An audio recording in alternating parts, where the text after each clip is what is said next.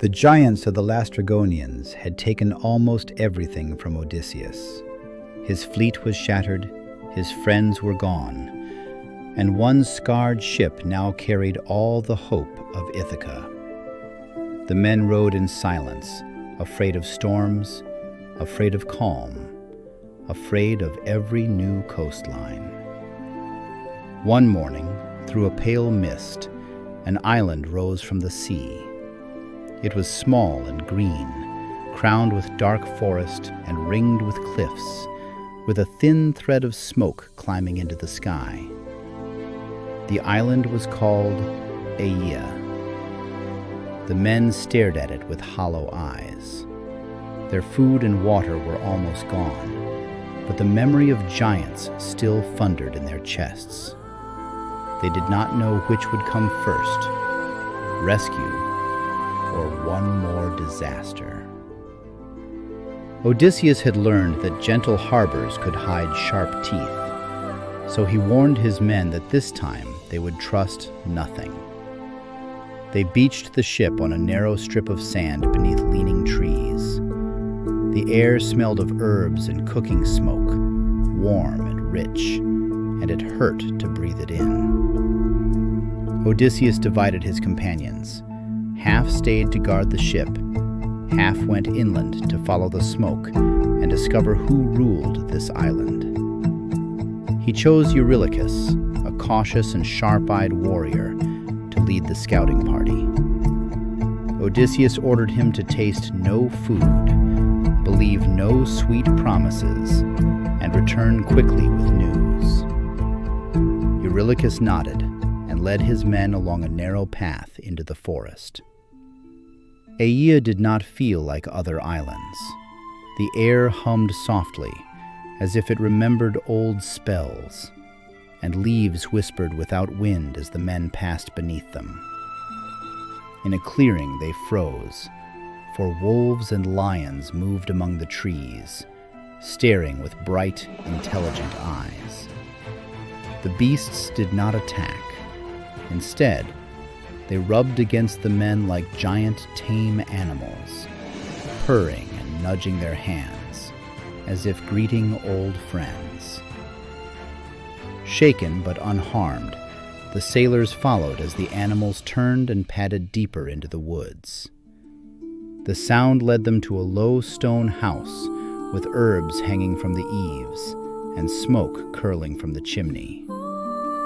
In the doorway stood a woman with long hair and sharp, curious eyes, who named herself Circe and invited them inside to wash, eat, and rest.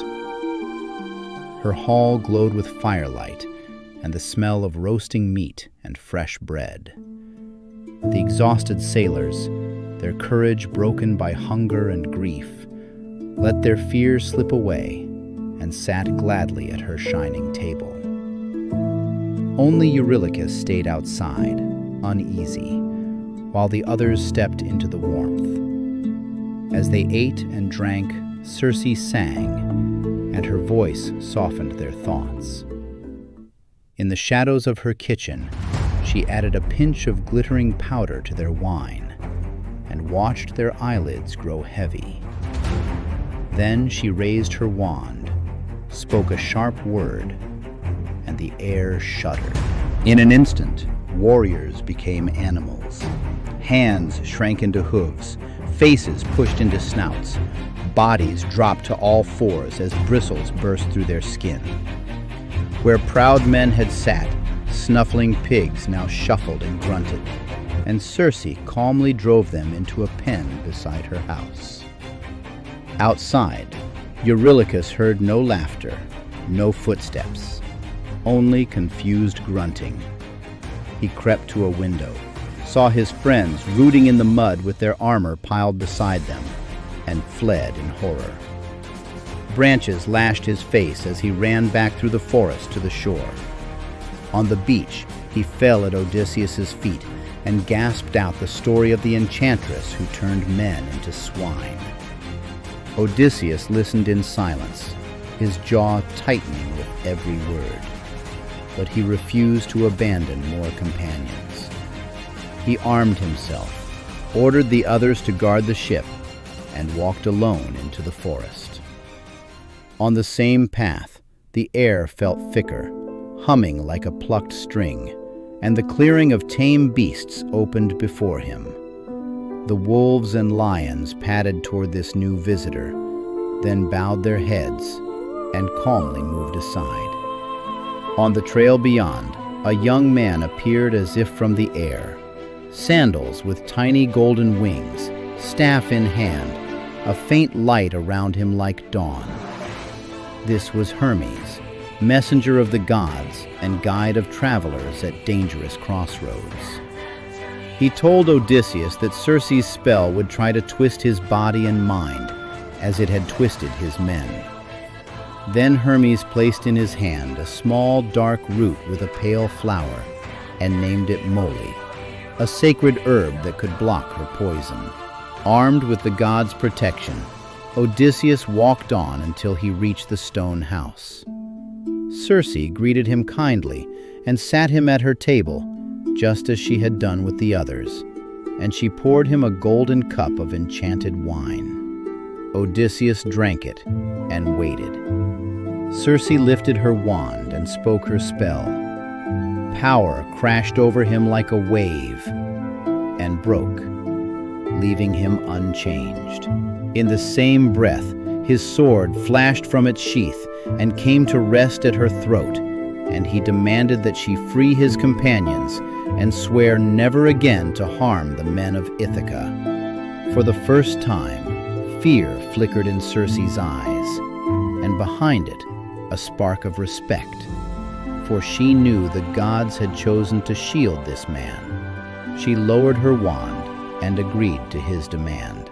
Outside, she touched each pig with her staff, and in a shimmer of magic, bristles melted, hooves stretched into hands, and snouts folded back into human faces. The warriors of Ithaca stood once more in the dust, shaking and ashamed. Odysseus helped them up and reminded them that they had been given one last chance and must not waste it. Circe clothed them, fed them again without tricks, and for a time her house became a quiet harbor between storms, a place of rest for battered men. The crew, who had known nothing but blood and salt spray, slept in soft beds and almost forgot the taste of fear. Smiles returned to faces that had been hard as stone, and many began to dream of staying on Aia forever. Only Odysseus held fast to the image of Ithaca and the family who might still be waiting there. At last he told Circe he could not remain, for if he stayed, he would lose his home and lose himself. Circe's eyes were sad but clear as she answered that his road did not end on her island. If he truly wished to go home, she said, he must do something no living man wished to do: sail to the land of the dead. The words struck him harder than any storm, yet Circe insisted that only in the underworld could he find the prophet who knew the way back to Ithaca. Without that counsel, his journey would end in darkness. With it, there was still hope. Odysseus looked out at the darkening sea and felt fear whisper in his heart. But the thought of his wife and son waiting somewhere across that water burned brighter. He agreed to go, even into the shadows, and Circe taught him the secret rites that would open the gate to the realm beneath the earth. From the enchanted comfort of Circe's island, the path of Odysseus now bent toward its darkest chapter yet, a voyage to the land of the dead, where even a living hero must walk softly among the shades.